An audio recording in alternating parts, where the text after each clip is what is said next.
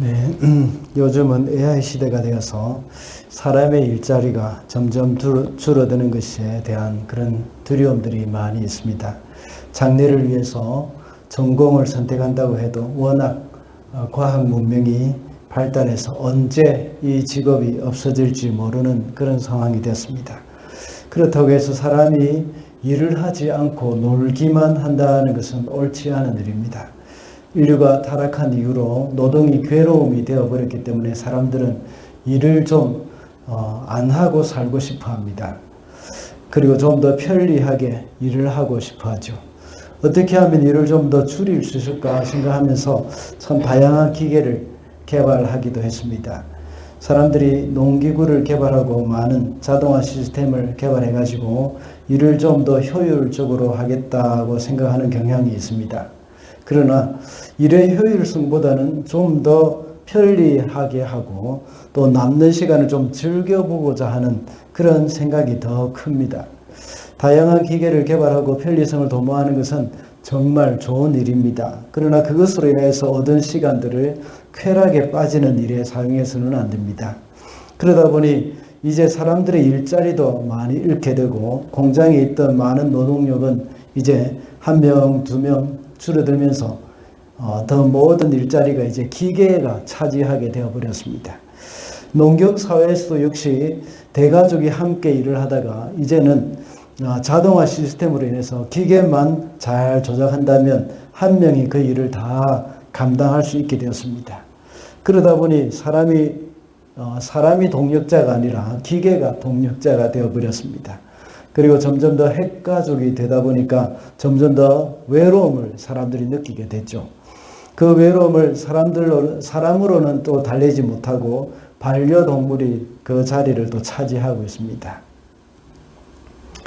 사람은 혼자서 살아가는 것은 참 좋지 못합니다. 그래서 하나님은 아담 혼자만 만들지 않고 하와도 만들었습니다.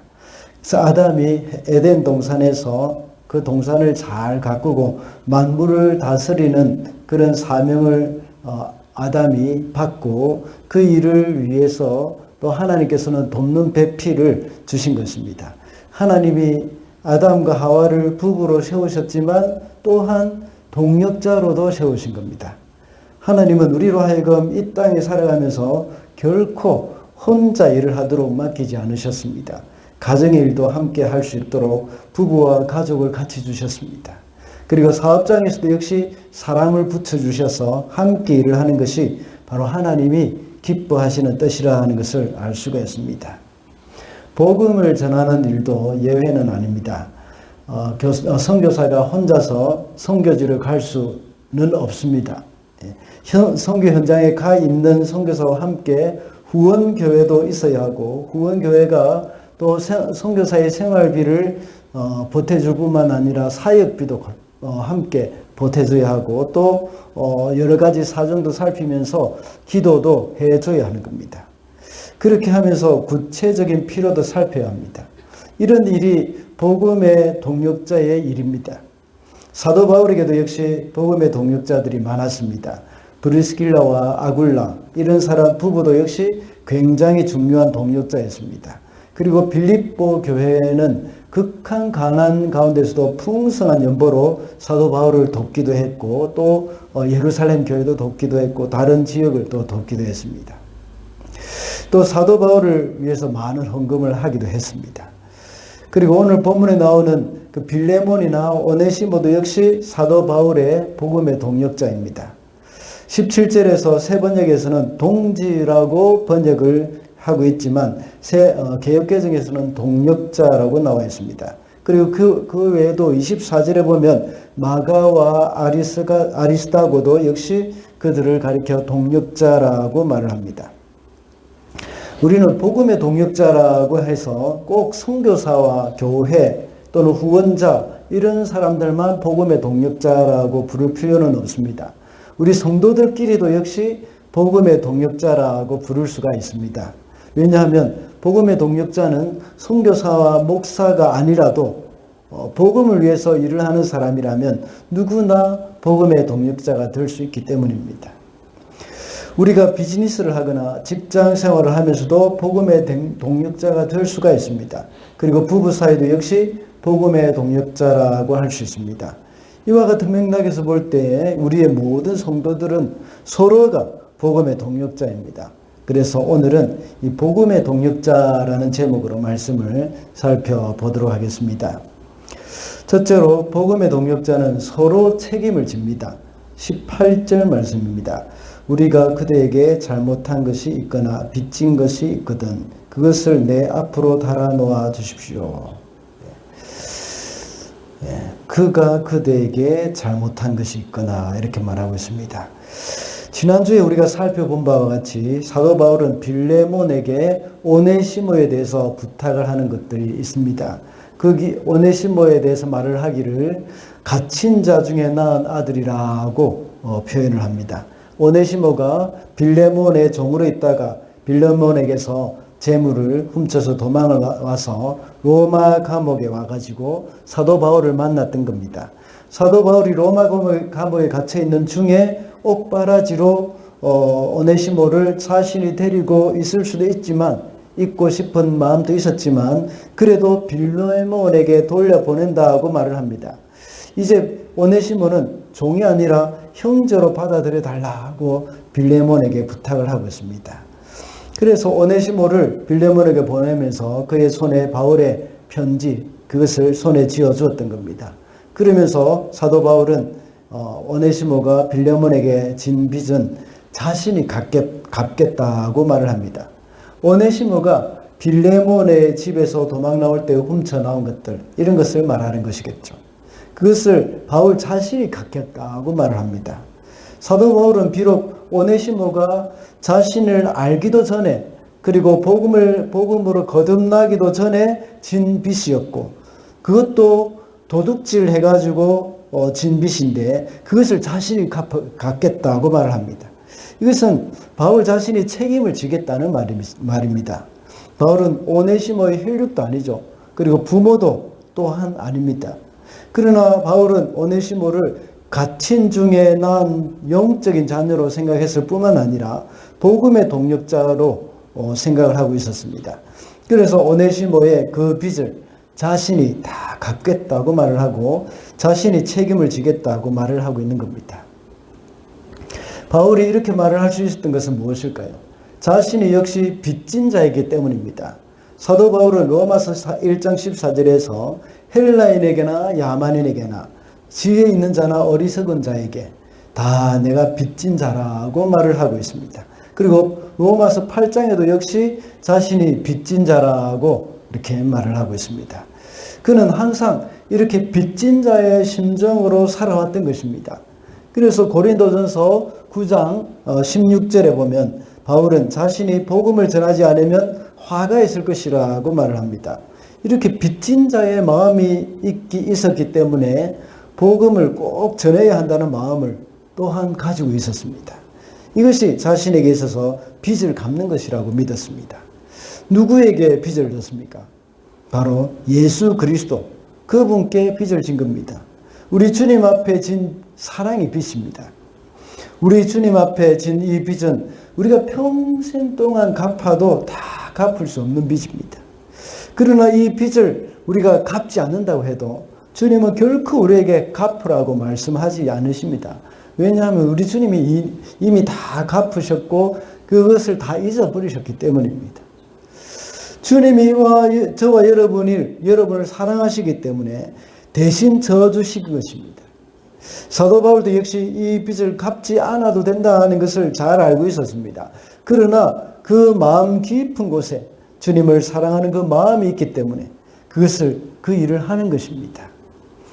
이것은 율법적인 생각을 가지고 내가 이 빚을 갚아야 종으로 벗어날 수 있다는 그런 마음으로는 할 수 없는 일입니다. 주님을 정말 사랑하기 때문에 자신이 받은 사랑을 다른 사람에게 그대로 실천하는 것이라고 생각했던 겁니다. 그래서 사도 바울은 모든 사람에게 사랑의 빚 외에는 빚을 지지 말라고 말하고 있습니다. 우리 주님은 바로 사도 바울뿐만 아니라 우리의 빚도 다 갚아주셨습니다. 죄의 빚 때문에 우리는 사단 아래에서 죄의 종으로 살았습니다. 이 빚은 우리가 어떤 일을 해도 평생 동안 다 갚을 수 없는 빚이었습니다. 그저 평생 종으로 있어야 하는 그런 처지였습니다. 그런데 우리 주님이 우리의 빚을 다 갚아주셨습니다. 그 방법이 바로 십자가였습니다. 그리스도께서 십자가에서 모든 죄의 대가를 다 치러주시고 우리를 죄의 종으로부터 해방시켜 주셨습니다. 다시 말하자면 우리 주님께서 모든 책임을 다 져주신 것입니다. 십자가에서 주님이 외치신 한마디, 다 이루었다 하는 그 말은 바로 우리 모두의 빚을 다 갚으셨다는 그런 말입니다. 우리가 지은 죄로 말미암아 큰 벌을 받아야 마땅합니다. 그러나 우리 주님은 몸을 던져서 그 벌을 대신 받으셨습니다. 오네시모도 역시 빌레몬에게 훔쳐간 재물로 인해서 큰 벌을 받을 수밖에 없었습니다. 종의 신분으로서 이제 주인에게서 도망 나온 것만 해도 죽어야 마땅한 죄였습니다. 사도 바울은 오네시모의 생명을 위해서라도 이러한 간곡한 마음으로 부탁을 했던 것입니다. 바울은 자신의 몸을 던져서 막아주는 그런 모습을 보이고 있습니다. 모든 것을 책임져 주신 그 주님의 사랑을 사도 바울도 역시 그대로 보여주고 있는 모습입니다. 이렇게 우리는 오네시모를 대하는 사도 바울의 모습을 통해서 우리를 대하시는 주님의 모습, 이것을 오버랩하면서 볼 수가 있는 것입니다. 그러므로 이제 복음의 동력자 된 우리도 역시 서로에 대해서 책임을 지는 삶을 살겠다는 그 다짐이 있어야 합니다. 우리가 이렇게 책임을 지는 삶을 살아갈 때 우리는 삶으로 복음을 나타낼 수 있는 것입니다. 우리가 말로써 복음 전하는 것도 정말 중요하고 꼭 해야 할 일입니다. 그것보다 더 중요한 것은 우리가 삶으로 복음을 보여주는 것입니다. 우리가 주님이 보여주신 그 삶을 살아갈 때 우리는 세상 사람들에게 복음을 보여줄 수가 있는 겁니다. 세상 사람들은 하나님을 보고 싶어 합니다. 그러나 우리는 하나님을 보여줄 수가 없습니다. 그렇다면 우리가 주님이 보여주신 그 사랑을 보이게 된다면 그렇게 할 때에 사람들은 저와 여러분 가운데서 주님의 모습을 볼 수가 있는 겁니다. 이것이 바로 나는 죽고 그리스도로 사는 삶, 그것을 말하는 것입니다. 그 중에 하나가 바로 책임지는 삶이죠. 우리는 다른 사람을 위해서 목숨을 바치는 그런 거창한 일은 할 수 없어도 서로를 위해 내가 희생하는 작은 것에서부터 그런 삶을 사는 것입니다. 이것이 바로 복음의 동력자의 삶이라는 것입니다. 둘째로 복음의 동력자는 피차 복종합니다. 21절입니다. 나는 그대의 순종을 확신하며 이 글을 씁니다. 나는 그대가 내가 말한 것 이상으로 해주리라는 것을 압니다. 사도 바울은 지금까지 자신이 빌레몬에게 부탁한 것을 순종하라고 이 사도의 권위를 가지고 압박하는 것이 아닙니다. 사도 바울은 이 편지 속에서 줄곧 자신의 사도적 권위를 포기하고 낮은 자세에서 간절히 요청하고 있는 겁니다. 그와 함께 빌레몬에게는 바울의 부탁을 받고 또 그에게 말씀하시는 하나님의 그 세미한 그런 음성을 분별할 것을 말하고 있는 겁니다. 그래서 바울은 내가 말하는 것 그 이상으로 해주리라는 것을 안다고 말하고 있습니다. 이것은 바울의 부탁을 들어주는 그 수준을 넘는 것이죠. 그것은 자발적으로 하나님의 사랑을 실천하는 삶의 모습입니다. 우리는 형제에게 강제로 어떤 일을 부탁할 수도 있을 것입니다. 그러나 그렇게 할 경우에는 그 형제의 순종의 가치가 떨어지는 경향이 있습니다. 마지못해 억지로 하는 순종으로 전락해버리게 되는 겁니다. 자발적으로 하는 순종은 더욱더 하나님께 가치 있는 헌신이 되어지는 겁니다. 그러나 마지못해 해야 하는 부분도 있습니다. 그것은 자신을 깨뜨리는 훈련이 필요할 때 그렇습니다. 주로 제자 훈련을 할 때 제가 생활 과제를 이런 것들을 많이 내기도 합니다. 우리가 자신을 깨뜨리는 훈련을 할 기회가 없을 뿐만 아니라 그런 기회가 주어져도 그것을 하기 싫어합니다. 예를 들자면 가정에서 부부가 손을 잡고 한 번도 기도를 해본 적이 없다면 그것을 시작하기가 참 쉽지 않습니다. 그때는 강제로라도 자신을 깨뜨리고 시도를 할 필요가 있습니다. 한번 실천을 해보면 그 다음부터는 조금 더 쉬워집니다. 그리고 다 큰 자녀를 한번 안아주면서 아들 사랑해 하는 그런 말도 한 번도 하지 않았다면 역시 그것도 깨뜨려 줄 필요가 있습니다. 그럴 때는 억지로라도 순종하도록 해야 합니다. 이렇게 생활 가지를 할 경우에는 마지못해 함으로써 그동안 익숙하지 못했던 그런 행동을 하면서 자신의 껍질을 깨뜨릴 수도 있습니다. 그러나 하나님의 사랑으로 하는 순종은 자발적으로 하는 것이 더욱더 가치가 있습니다. 그래서 이런 순종은 서로 복종하는 마음이 필요합니다. 우리 두사랑교회 성도들 안에서도 역시 서로 복종하면서 자발적으로 순종하는 그런 마음, 그것을 하나님은 기뻐하신다는 겁니다. 오늘 본문에서 사도 바울이 빌레몬의 순종을 확신했습니다. 그렇지만 구구절절 간곡한 마음을 표현한 것은 빌레몬이 오네시모를 용서하는 일에 있어서 자발적인 마음에서 우러나오기를 간절히 바라는 마음 때문입니다. 권위자라고 해서 함부로 명령하거나 일을 시키는 것은 복음 안에서 동력자의 모습이 아닙니다. 서로에게 예의를 다해 부탁하고 권면을 해야 하는 겁니다. 오늘 본문에 나오는 사도 바울의 태도를 보면 정말 빌레몬에게 예의를 다해서 부탁을 하고 있는 것을 볼 수 있습니다. 이런 일은 믿음의 공동체 안에서는 꼭 이루어져야 할 일입니다. 그래서 사도 바울은 에베소서 5장 21절에서 그리스도를 경외함으로 피차 복종하라고 말하고 있습니다. 이것은 가정에서도 역시 아내가 남편에게 복종할 뿐만 아니라 남편도 역시 아내에게 복종할 필요가 있다는 겁니다. 그렇다고 해서 남편의 권위가 없어지거나 또 교회 안에서 역시 리더의 권위가 없어지는 것은 아닙니다. 꼭 리더라고 해서 시키기만 하면 그것이 시키기만 한다는 것은 잘못된 생각입니다. 리더가 아니라 밑에 권위자라고 하더라도 위의 권위자에게 부탁할 수도 있고 또 권위자라고 하더라도 그 일에 대해서 기쁨으로 서로에 대해서 복종할 필요가 있습니다. 참된 권위는 그 권세를 행사하는 것에서 나오는 것이 아니라 피차 복종하는 것에서 나옵니다. 아무리 저 같은 경우에는 담임 목사라고 해도 그가 하나님께 복종하고 또 순종하는 그 자세에서 그 하나님의 말씀에 복종하는 그 삶에서 참된 리더십이 발휘가 되는 것입니다. 그러므로 복음의 동역자로서 우리 공동체 안에서는 서로 복종하는 그런 마음이 있어야 합니다. 마지막으로 복음의 동역자는 서로의 필요를 채워줍니다. 22절 말씀입니다. 그리고 나를 위하여 숙소를 마련해 주십시오. 여러분의 기도로 내가 여러분에게 갈 수 있기를 바랍니다. 이제 사도 바울은 그의 편지를 마무리하고 있습니다. 그러면서 자신이 곧 석방될 것이라는 것을 예상하고 골로새 교회에 방문할 것을 말하고 있습니다. 그때 거기서 자신을 위해서 숙소를 마련해 달라고 부탁을 합니다. 그리고 또 골로새 교인에게도 기도를 부탁하고 있습니다. 이렇게 바울은 자신이 감옥에서 석방될 것과 그리고 또 골로새를 방문하게 될 것을 예상하고 있지만 실제로 그것이 잘 이루어지도록 또한 기도를 부탁하고 있는 것입니다.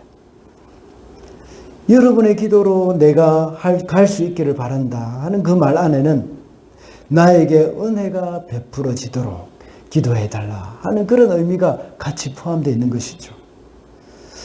은혜를 베푸는 분은 하나님이심을 우리가 잘 알 수 있고 그 일을 이루시는 분이 바로 하나님이심을 또한 우리가 알 수가 있는 겁니다.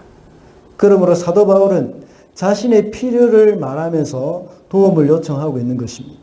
그것은 자신을 위해서 숙소를 예비해 달라는 것과 그 일을 위한 기도의 요청입니다. 이렇게 보면 사도 바울이 빌레몬에게 부탁만 하고 있다고 볼 수도 있습니다. 그러나 우리가 지난주에 살펴본 말씀 11절을 보면 오네시모에 대해서 말을 합니다. 바울의 말을 통해서 오네시모가 얼마나 변화되었는지를 알리고 싶은 그런 마음을 우리가 여기서 또 엿볼 수가 있죠. 오네시모는 바울의 신복이라고 말했고 전에는 무익했다고 했습니다. 전에는 빌레몬에게 아주 무익한 자가 되었지만 지금은 유익한 자가 되었다고 말하고 있습니다. 이것 하나만 해도 오네시모는 바울을 통해서 빌레몬은 바울을 통해서 한 사람을 얻은 것입니다. 전에는 쓸모가 없는 사람이었지만 이제는 빌레몬과 바울에게 쓸모 있는 사람이 되었다고 말하고 있습니다. 바울은 오네시모가 자신에게 쓸모 있는 사람이긴 했지만 빌레몬에게도 역시 필요한 사람이기 때문에 오네시모를 그에게 보내고 있는 것입니다. 이렇게 복음의 동력자는 서로의 필요를 채워주고 있는 것임을 알 수가 있습니다. 사도 바울은 빌레몬에게 무엇이 필요한지 물어보지 않았습니다. 오네시모를 만나서 그가 크게 변화되었는데 그대에게도 오네시모가 필요한 사람이라는 것을 알고 있으니까 내가 그를 너에게 보내겠다. 그대에게 보내겠습니다. 하고 말하고 있는 겁니다. 우리는 서로를 위해서 기도할 때 그 사람에게 무엇이 필요한지 쉽게 알 수 있습니다. 그리고 언젠가 제가 말씀드렸던 것처럼 서로를 위해서 기도할 때 꼭 그 사람의 기도의 제목을 물어보지 않아도 그 사람을 위해서 무엇을 기도해야 할지 하나님이 깨닫게 해주실 때도 참 많습니다. 때로는 그 사람의 병이 낫기 위해서 기도를 하다가도 그보다 다른 기도가 더 많이 될 때도 있습니다. 우리가 서로에게 마음을 가지고 서로를 깊이 생각할 때에 그 사람의 필요를 보게 될 수가 있습니다. 선교단체에서 생활할 때에 그런 일들을 정말 많이 경험했습니다. 플로잉이라는 그런 말이 있습니다. 자기에게 있는 물건이나 돈을 다른 사람에게 흘려보내는 그런 것이라고 우리가 그 단체에서는 이야기를 합니다. 누구에게 흘려보내겠습니까? 같이 사역하는 동료들에게 흘려보내는 겁니다. 만약 자신에게 있는 물건 중에 별로 쓰지 않는 물건이나 또 예상치 못한 금액의 돈이 들어오면 그것을 놓고 기도합니다. 이것을 누구에게 필요한 것인지, 이것이 내가 누구에게 줘야 할 것인지 그것을 기도하면서 떠오르는 사람이 있으면 그 사람에게 플로잉 해주는 겁니다. 흘려보내주는 겁니다. 그래서 그 사람에게 그러면 많은 경우에 그 사람은 그 물건을 하나님께서 주시도록 기도를 하고 있었던 그런 경우가 참 많습니다. 재정도 역시 마찬가지입니다. 내게 꼭 필요한 재정이 있는데 그것을 위해서 하나님께 기도할 때에 하나님이 다른 사람을 통해서 그것을 채워주실 때가 참 많이 있습니다. 이것을 채워주시는 방법은 하나님 앞에 우리가 기도할 때에 하나님께서 이것을 채워주시는 방법은 하늘에서 돈다발이 툭 떨어져 가지고 채워주는 그런 일은 없습니다. 하나님은 동력자를 통해서 복음의 동력자를 통해서 그것을 채워주실 때가 대부분입니다. 그렇다고 해서 우리가 그 돈이 필요하다고 그 물건이 필요하다고 광고하고 다니는 것은 또 아닙니다. 그래서 하나님의 공급하심을 바라면서 조용히 우리의 필요를 기도합니다. 그렇게 할 때 하나님이 채워주시는 것을 놀랍도록 경험하게 됩니다. 그런 일이 일어날 때 얼마나 기쁨이 크겠습니까? 이런 일들이 우리 교회 안에서도 참 일어나면 얼마나 좋겠습니까? 그래서 서로의 필요를 채워주는 일들이 교회 안에서 많이 일어날 수 있기를 바랍니다. 이것이 바로 참된 공동체의 모습입니다. 넉넉하게 살고 있는 사람들은 어떤 필요가 있으면 가진 돈으로 바로 그것을 구입하고 맙니다. 재정이 넉넉하게 있기 때문에 크게 고민도 하지 않습니다. 그러다 보니까 삶에서 자그마한 일을 통해서 역사하시는 그 하나님의 그 도우심, 이런 것들을 경험하지 못할 때가 참 많이 있습니다. 혹시 우리 주위를 한번 돌아보십시다. 나에게는 넉넉하고 그리 필요가 없지만 이것을 꼭 필요로 하는 사람이 있을 수도 있습니다. 그러므로 그것을 위해서 기도하고 우리의 복음의 동력자들을 조금만 생각을 한다면 우리가 가진 것으로 서로의 필요를 채워줄 수가 있을 것입니다. 이것이 바로 우리 공동체 안에서의 기쁨이고 또 하나가 되는 그런 하나됨을 누리는 그런 은혜입니다. 그러므로 복음의 동력자는 서로의 필요를 채워준다는 사실, 그것을 기억해야겠습니다. 말씀을 맺겠습니다. 오늘은 복음의 동력자라는 제목으로 말씀을 살펴봤습니다. 복음의 동력자는 서로 책임을 진다고 했습니다. 그리고 복음의 동력자는 피차 복종을 하고 서로의 필요를 채워준다고 했습니다. 복음의 동력자로서 하나님이 기뻐하시는 삶을 살아가는 저와 여러분이 되시기를 바랍니다.